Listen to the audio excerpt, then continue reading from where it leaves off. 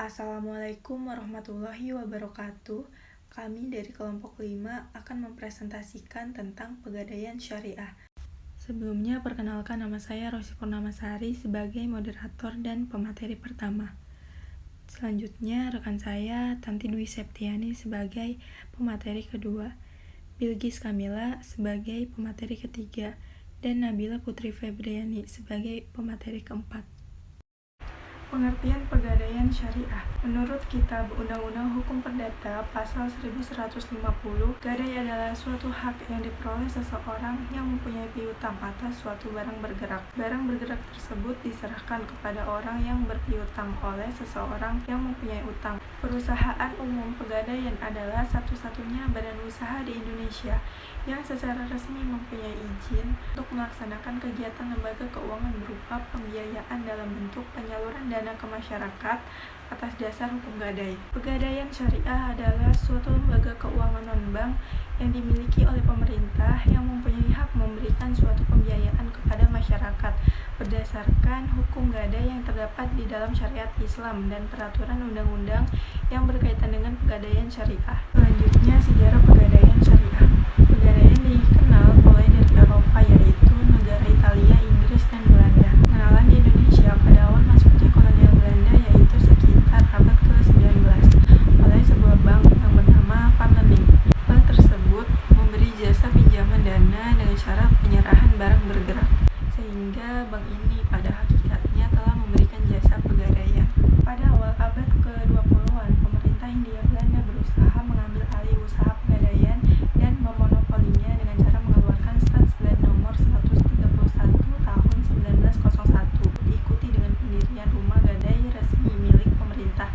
Selanjutnya, pegadaian milik pemerintah tetap diberi fasilitas monopoli atas kegiatan pegadaian di Indonesia. Akhirnya pada tahun 1990 menjadi perusahaan umum. Pada tahun 1960, Dinas Pegadaian berubah menjadi Perusahaan Negara atau PN Pegadaian. Pada tahun 1969, Perusahaan Negara Pegadaian diubah menjadi Perusahaan Negara Jawatan atau Perzian Pegadaian. Pada tahun 1990 menjadi Perusahaan Umum atau Perum.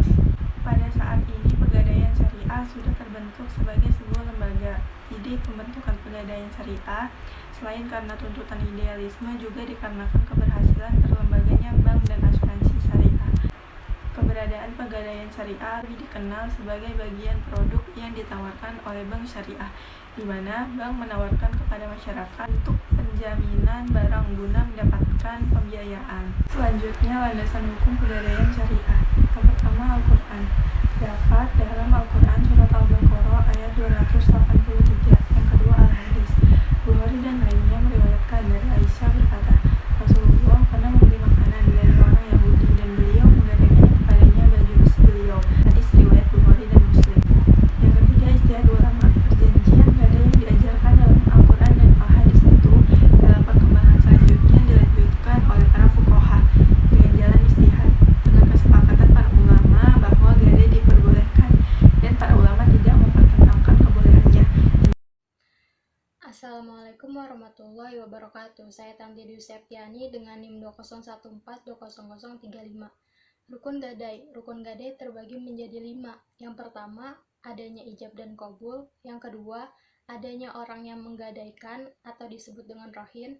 Kemudian adanya orang yang menerima gadai atau murtahin. Kemudian adanya jaminan atau marhun. Syarat dari pegadaian syariah. Yang pertama itu ada rohin dan murtahin. Jadi syarat dari rohin dan murtahin adalah kemampuan atau kelayakan dalam melakukan transaksi pegadaian tersebut, seperti berakal sehat. Maka itu termasuk komponen yang utama. Syarat yang kedua ada sigat. Syarat sigat adalah tidak terikat dengan syarat tertentu atau sedang tidak dalam melakukan perjanjian dengan pihak lain. Syarat yang ketiga adalah marhun bih atau utang. Syarat dari utang adalah yang pertama, harta itu milik pribadi yang harus diserahkan kepada pemiliknya. Kemudian yang kedua, memiliki manfaat. Dan yang ketiga, dapat dihitung jumlahnya. Syarat gadai yang keempat adalah marhun atau barang. Kemudian ketentuan gadai barang. Ketentuan gadai barang yang pertama adalah barang yang akan digadaikan harus memiliki nilai yang dapat dijadikan sebagai jaminan. Ketentuan yang kedua adalah barang yang akan digadaikan tidak berasal dari harta rampasan atau harta orang yang kita ambil. Sekian dari saya. Wassalamualaikum warahmatullahi wabarakatuh. Assalamualaikum warahmatullahi wabarakatuh. Perkenalkan, saya Bilgis Kamila dengan NIM 201420036. Saya akan menjelaskan akad pegadaian syariah dan aspek pendirian pegadaian syariah. Pertama itu ada akad arahan. Melalui akad ini, pegadaian menahan barang bergerak sebagai jaminan atas utang nasabah. Yang kedua adalah akad ijaroh. Melalui akad ini memungkinkan pegadaian untuk menarik sewa atas penyimpanan barang bergerak terhadap nasabah yang telah melakukan transaksi akad. Yang selanjutnya, aspek pendirian pegadaian syariah. Dalam mewujudkan sebuah pegadaian yang ideal dibutuhkan beberapa aspek pendirian. Yang pertama ialah aspek legalitas. Disebutkan misi pada Perum Pegadaian pasal 5 ayat 2b, yaitu pencegahan praktek ijon, riba, pinjaman tidak wajar, dan lain-lainnya. Pasal tersebut dapat dijadikan pendirian dari pegadaian syariah. Kedua, aspek permodalan. Permodalan pada sistem syariah dapat diperoleh dengan bagi hasil atau dengan mencari sumber dana. Tiga, aspek sumber daya manusia. Keberlangsungan pegadaian sangat ditentukan oleh kemampuan sumber daya manusianya. Aspek kelembagaan. Sifat kelembagaan mempengaruhi sebuah perusahaan. Gadai dapat bertahan.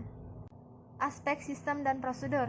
Sistem dan prosedur gadai syariah harus sesuai dengan prinsip-prinsip syariah, di mana keberadaannya menekankan akan gadai syariah. Keenam, aspek pengawasan. Untuk menjaga agar jangan sampai gadai syariah menyalahi prinsip-prinsip syariah, maka harus diawasi oleh Dewan Pengawasan Syariah. Saya Nabila Putri Febriani dengan NIM 201420034 sebagai pemateri keempat. Persamaan pegadaian konvensional dan pegadaian syariah. Yang pertama, hak gadai atas pinjaman uang. Kedua, adanya agunan sebagai jaminan utang. Ketiga, tidak boleh mengambil manfaat barang yang digadaikan. Keempat, biaya barang yang digadaikan ditanggung oleh para pemberi gadai. Kelima, apabila batas waktu pinjaman uang habis, barang yang digadaikan boleh dijual atau dilelang. Perbedaan pegadaian konvensional dan pegadaian syariah. Pegadaian konvensional didukung oleh satu akad, yaitu perjanjian kredit, sumber dana dari bank umum dan lembaga keuangan umum. Gadai menurut hukum perdata di samping berprinsip tolong-menolong juga menarik keuntungan dengan cara menarik bunga atau sewa. Dalam hukum perdata, hak gadai hanya berlaku pada benda yang bergerak, sedangkan pegadaian syariah didukung oleh dua akad, yaitu akad ijaroh dan akad rahan. Sumber dana dari bank syariah dan lembaga keuangan syariah. Rahan dalam hukum Islam dilakukan secara sukarela atas dasar tolong-menolong tanpa mencari keuntungan yang sewajarnya. Rahan berlaku pada seluruh benda, baik harus yang bergerak maupun yang tidak bergerak. Kendala pegadaian syariah. Yang pertama, pegadaian syariah relatif baru sebagai suatu sistem keuangan. Kedua, masyarakat kecil yang dominan menggunakan jasa pegadaian kurang familiar dengan produk rahan di lembaga keuangan syariah. Strategi pegadaian syariah. Yang pertama, mengoptimalkan produk yang sudah ada dengan lebih profesional. Yang kedua, mempertahankan surplus pegadaian syariah dan terus berupaya meningkatkannya. Yang ketiga, memasarkan produk baru yang menguntungkan. Keempat, meningkatkan modernisasi dan penanganan sarana dan prasarana. Yang kelima, membuat posisi keuangan yang liquid dan solvable. Yang keenam, meningkatkan komposisi barang gadai. Yang ketujuh, ekstensifikasi transaksi yang digunakan harus sesuai dengan penggunaan dana. Terima kasih. Sekian dari kelompok kami. Mohon maaf bila ada kesalahan. Wassalamualaikum warahmatullahi wabarakatuh.